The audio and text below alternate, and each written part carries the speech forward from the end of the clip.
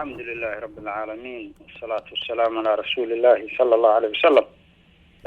runtii booqashadan degdega ah arrimo badan oo siyaasadeed iyo arrimo badan oo guracanaya iiga baxay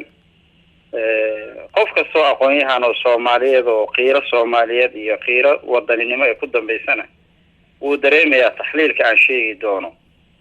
waxyaabaha la isdhihi karo oo muhiimsan waxay tahay qof walba wuxuu isweydiin karaa maxaa keenay in maanta nin madaxweyne title-ka sheegana inuu tago wadan ay Soomaalidu leedahay oo Itoobiya gumaysato oo weli aan ka xoroobin Itoobiya inuu maanta booqdo maxaa keenay iyadoo taariikhda la ogaay ilaa hadda dagaalkii 77 ilaa maanta la joogo wax madaxweyne Soomaali sheegana oo title-ka wato oo sifar rasmi ku tagay aysan jirin laga soo bilaabo Cabdullaahi Yuusuf Shariifkii Abdiqaasim wax title madaxweyne sheegana oo meesha wadanka Soomaalida la gumaysto ee la baabiyo ee la duleeyo inta ogeedo dhib lagu haayay ilaa haddan halganka wado oo gabdhahoodii rogooda xabsiyada ay ku jiraan in maanta inta la tago loo qiro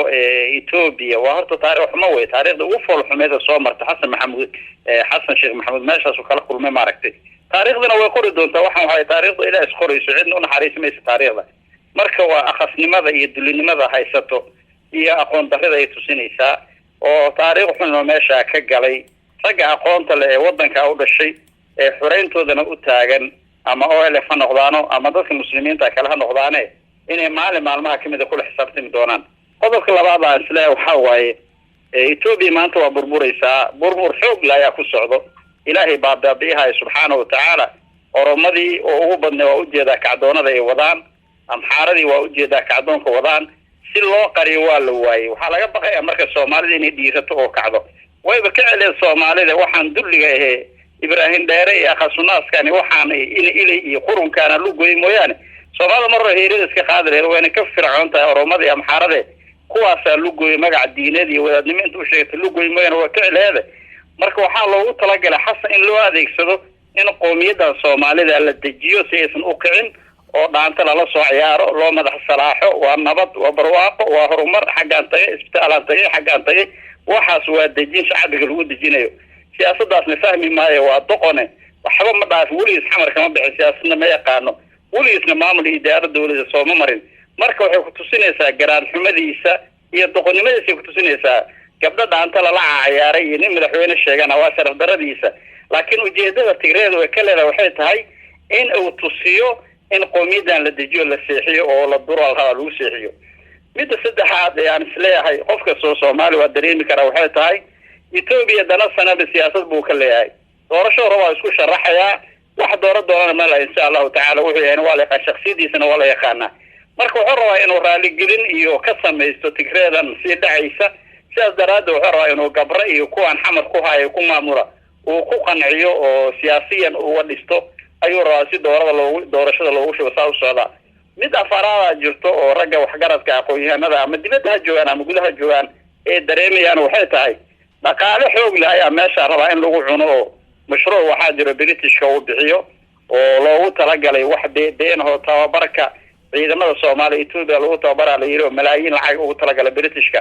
lacagtaas waxa ka warheelay qolada sirdoonka Itoobiya meelaha lagu kala qaato la kala qaybsado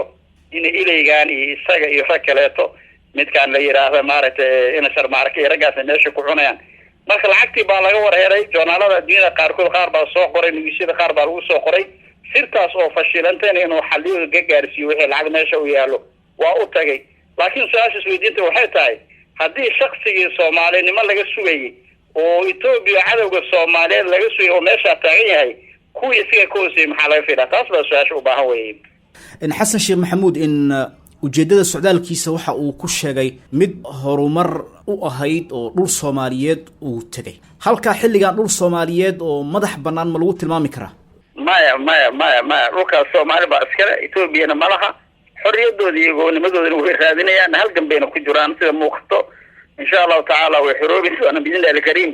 waana dhul adduunkana la soo ogsanyahay reserve area oo dhan waa dhul Soomaaliyeed gacanta Itoobiya ku jira wuxuuna kamid yahay sida Kenya dhulka loogu gumaysto waqooyi bari Kenya loo haysto ayaa Itoobiya ay u haystaan dhulkaas insha Allah ta'ala waana laga xoreey doonaa biidhnillaahi kariim laakiin taariikhda qoraalka ah nin kasta wax yaqaan aqoon-yahan Soomaaliyeed ودريميا ولكن waxa iska siyaasa ay meelaha horumar la gaarayo xamarba horumaran gaarno dimuqraadiyad sameeyno inta sameeyno ku haya talaabana ma qaadi karo dhagxaantaas waaweyn ay iridiisa yaalo wax uu soo gali karo wax ka bixi kara malaha marka waa iska sheeka maar horumar la gaarayo inta la gaaray waa in sarcaa dadka masaakiinta loo indhasarcaday iyo kuwa shaxaadka iyo waxa aasaasanaya loo qadaya mooyaane qof damiir Soomaaliyeed oo qadiyad Soomaaliyeed oo dhul Soomaaliyeed iyo qaranimo ka fikira waxa ku qanacma Ethiopia waa cadawga Soomaaliyeed waligeedna waa ahayd haddana way ahayd doontaa waatan hadda u soo jeesatay inay Kirishtaanka Soomaaliya ku faafiso oo meel walba ay ka abuurtay rabtaa marka taasna waa hay'adaha wax